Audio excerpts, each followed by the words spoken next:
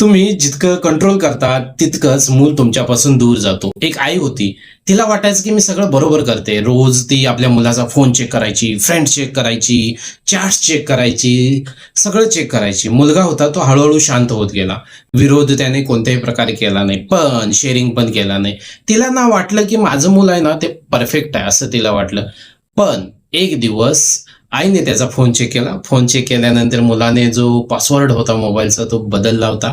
दुसऱ्या दिवशी बोलणं बंद झालं, तिसऱ्या दिवशी दार बंद झालं, चौथ्या दिवशी कनेक्शन संपलं होतं. आई कन्फ्यूज झाली होती की मी तर कंट्रोल करत होते, मग असं का झालं?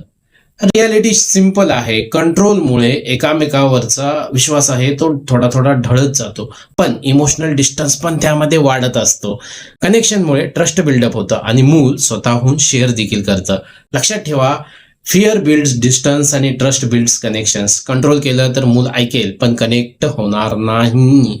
एक दिवस तुमच्याशी ते बोलणंच बंद करेल. समजलं असेल तर खाली फॉलो करायला विसरू नका.